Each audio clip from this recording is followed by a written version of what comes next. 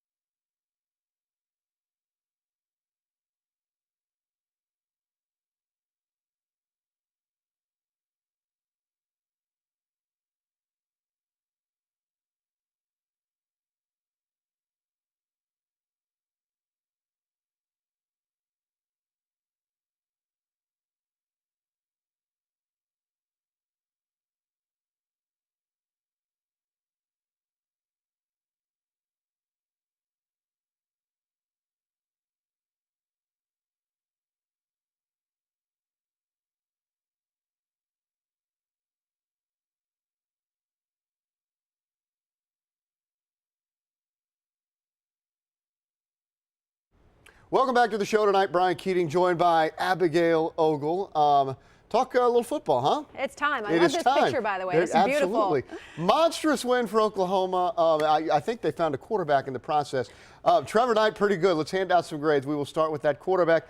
What is the grade for Trevor Knight? Can it be anything else? He gets an A+, yes. And he gets some extra credit for his post-game poise. How is that? If I'm his teacher, he gets extra credit for that. Look at that. Deep balls, beautiful to Jalen Saunders with Colton Bester. And he was throwing into some tight spaces. And like Bob Stoops said, he showed the whole country what we've been watching for 2 years in our practices. I mean, 4 touchdowns, 348 yards passing. And I'll say for the guy that's really played himself as the running quarterback, he was a passer His arms look pretty in the good. Sugar Bowl. If he plays like that, then the Sooners, sky's the limit. It's really the first time we've seen him play anything like that. He was spectacular, though, in the Sugar Bowl. A+, no question about across that. the board. All right, Bob Stoops, he's taking shots at the SEC. Then he beat him down on Thursday night. So what's the grade for Bob Stoops? Not backing down. When I told you my grade for this, all I could think about was Charlie Sheen going, winning, winning. So he got his revenge. So is that an A? That's an A, I guess. I don't know. The grade's winning. He made his statement, which was controversial at the time, and then he backed it up with some substance in that win. I'm going to pick a grade. I'm going to say A+. Winning. Because, hey, it was hilarious in the postgame presser. Really leading up to that, he's taking shots about the SEC. Didn't back down from it. So what do you think, Bob? I won't have to dodge any punches. I guess I could say that, but I would say, and I think this shows that obviously we can play with anybody. Well, we were supposed to lose by 100, so we figured if we were here and we were going to show up, we might as well play our best and come out there and give them a game. And I guess we gave them a little more than they bargained for. We can play with anybody. I know our team's gonna come together. We feel like we can play with anybody, so I know our coach is gonna get in our ear. I know the players are gonna come together. We're gonna execute at the end of the day. Well, they did that. Big game Bob's back. Never too early to think about this. How about preseason next year? I can't believe we're already talking about Yes. this, and I love it. After a performance like that, you have to go with Oklahoma being the preseason favorite. Then, of course, I still like Baylor there, Bryce Petty coming back. Then I picked Texas. I was debating on having Oklahoma State at number 3, but Texas, they're Texas. They're going to have good athletes. They have a new coach, which I think is going to help them out. I worry about the quarterback position at Oklahoma State, and then Kansas rounding out my top 5. All right, here's what I picked, and you're right. It had to be Oklahoma. They're going to be the preseason favorite along with the Baylor Bears. And then OSU, I think Mike Gundy and company have proven they can rebuild and reload, and they've established themselves in the program. Kansas State, Texas, a new head coach. Don't really know what they're going to look like, but they need a quarterback too. Never too early to think ahead the next season. We've been out of college football season in the Big 12 for 1 day, and we're already talking about next season. Right. In Dallas Friday night, the OSU Cowboys lost their 3rd straight Cotton Bowl. Yep. Missouri got the best of them, 41-31. What went right? What went wrong? Let's start with grading out Clint Shelf. Clint Shelf, I'm going to give a B. The first 3 quarters, I'm going to say was a C. The 4th quarter was an A, so it averages out at about a B. But when you look at what happened, how much of this is his fault? Is it the O-line's fault? Is it the game calling? Is that the game calling issue, the game calling's fault? I'm going with a B. Hey, I think they called very conservatively up until the 4th quarter. I think Clint Shelf played okay. B-, did turn it over 3 times, but he kept them in the game. They were right there with the chance to win. B- for him in his final game. The OSU defense could have sealed the deal, couldn't get it done late, so what's the grade for the Polk defense? I hate to give him this. I'm going to C-. Wow. When you allow 41 points, it's going to be hard for your offense to win a game. They could not stop James Franklin or Matty Mock on the run, on the quarterback scramble. And a few passes were nearly intercepted that could have completely changed the game that they didn't get. That's tough grading. I tell you what, I gave him a B-, C-. They turned him over 3 times. They kept him in it, and you said 41, really 34. They gave up the touchdown late in the game, but boy, I don't know. That's tough grading for that defense. They couldn't get a stop when they needed to. They couldn't stop the quarterback scramble. That was the biggest problem. Entire season, 10-3, overachieve, underachieve. What's the grade? Well, they were picked to be the Big 12 preseason favorite. They had moments of brilliance, beating Baylor, of course, beating Texas Tech. They had some bad moments. losing to West Virginia, Bedlam, and of course this bowl game. They didn't play up to those preseason expectations. I'm going to say it was an average season. I'm going to go C. I think they did play up to preseason expectations. They didn't win the league. They were in the championship conversation up until the very end. They won 10 games. And if we're giving grades C, B for a team that wins 10 games in Stillwater, that's how far the program has come. Expectations have come a lot higher. Expectations, you're right. What do you think, Mike? At times it looked like we overachieved, and then at times we were really good. You know, we played a team that won the Sugar Bowl and a team that won 12 games, and basically almost the last play of the game. So we got a lot out of them. We just need to find a way to finish. It was we were going to take a shot at the end zone, kind of a deeper pass play, drop back. Felt some pressure. I was trying to get rid of it, about to throw it away, and I don't know what happened. Got hit from behind and just bad ball security. More on the Sooners and Cowboys next. Coming up, pick 5. Sooners big upset. You know who picked it? How about a voodoo lady in New Orleans? And who else picked it? Right. Say it right Plus, now. Mike Gundy takes a shot at SI.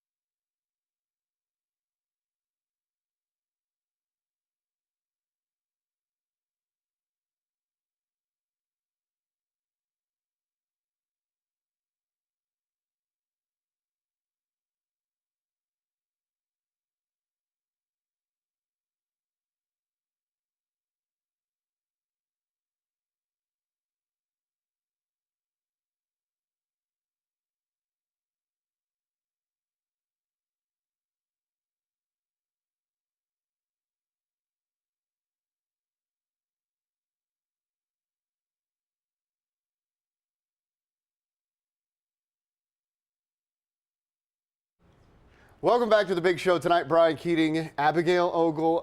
Ready for pick 5? I am. Let me guess. It's a word game. What's the word? We'll start with the Sooners. They beat Alabama as a 2-touchdown underdog. We weren't coming in on a load of wood. I mean, we've won some games around here and have earned a decent. You know, we played how we expected to play. Everybody believes like this Alabama team was gods, and you know, I said that earlier in this week. I said they're football players just like us. They're 18, 22 years old. Okay, Abigail, what is the word? Pick 1. Sooners playing the disrespected card was blank.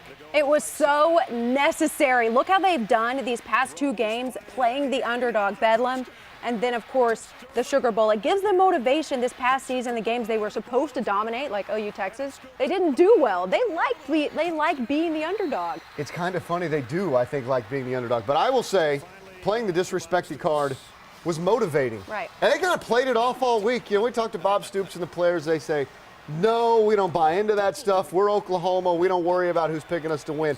They absolutely did, because you listened to them after the game. They said we use it as motivation. They downplayed it.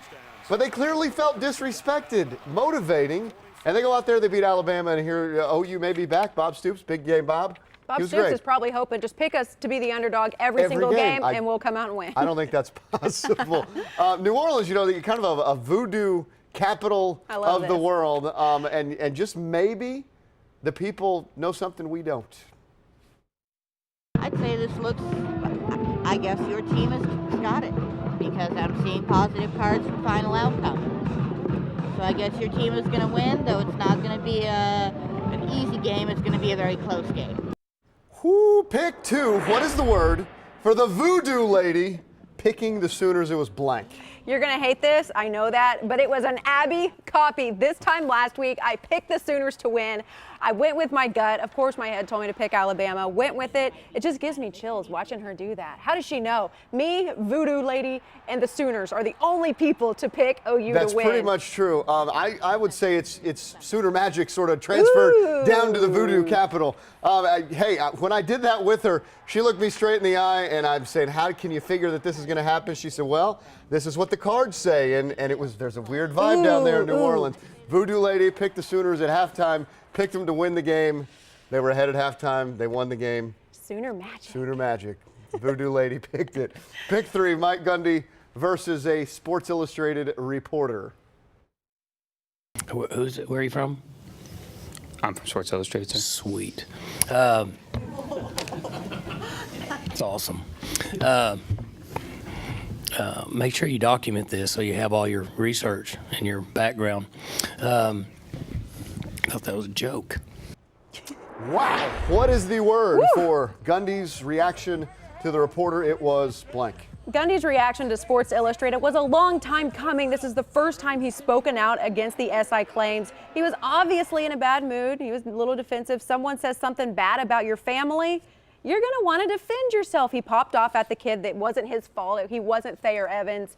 But it was a long time coming. He hasn't been able to give his comment on those Sports Illustrated allegations, and he just popped off. I think it was absolutely revealing because really, this was the first time Mike Gundy said anything really about this. And what it said to me is that he looked at that Sports Illustrated guy and he said, you came, you guys made up a story, you fabricated something, at least that's what Mike believes, and then so you come and want to ask me questions? I don't think so. It was revealing that Mike thinks they cheated him, and so he wasn't afraid to tell him about it. They took a shot at his family, and he wasn't having it. He didn't like it. He wasn't having it. There's no doubt about that. Texas Longhorns have picked a football coach, Charlie Strong, formerly of Louisville.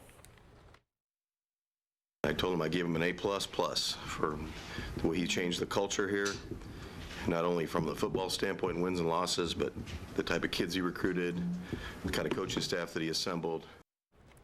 What's the word? Charlie Strong was the blank choice for Texas.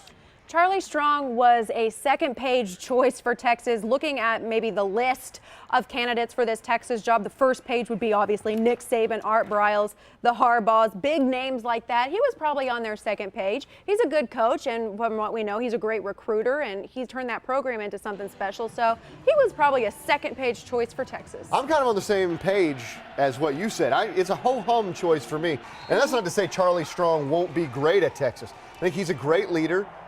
He's a good recruiter. He's done a nice job at Louisville. Other people have done a nice job at Louisville as well. So I think that's a good job that he had.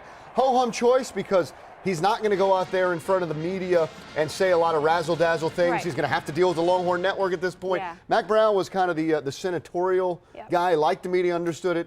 Charlie Strong, the media liked him. That way. The fans liked him. Ho-hum, but he might win. Who knows? All right, Thunder do win tonight. So it's 2 straight without Russell Westbrook. He's out until the All-Star break. This time of the year, it was very important for myself and my teammates to be able to get through the stretch, find a way to continue to get wins. And me personally, I want to come in and stay positive and, still be around my teammates and, stay involved with what's going on. So pick 5, life without Russell Westbrook has been blank.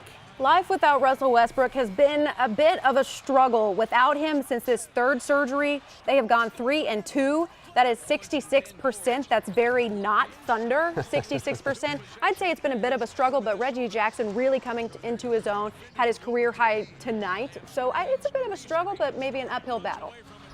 Life without Russell Westbrook is a slowdown because what do you not see the Thunder do much of anymore? They're running up and down the floor, getting easy dunks. They did a little bit of that tonight because the Celtics are brutal. Right. But it's a slowdown. They've got to figure out how to speed that tempo up. Without Russell, as long as they can stay alive, I don't think it really matters where they finish in the West. I think they'll be the favorite in the West no matter what. But you're right. You're right. Slow down without Turbo Russ. That's very true. Without Turbo Russ. All right, one more break on the big show. Who is winning the internet? Woo! It was a bad night to be a crazy lady from Alabama.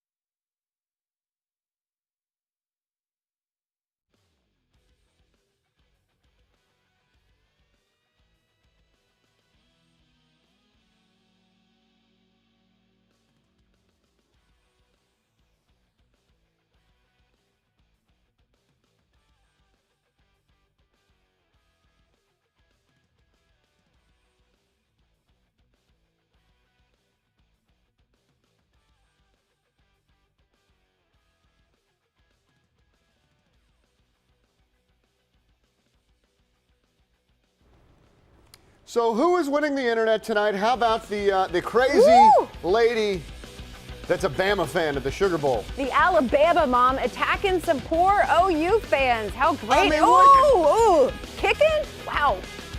She's not happy that Bama didn't win the game. I think that's easy to see. Yikes. See ya. Later. Don't do that.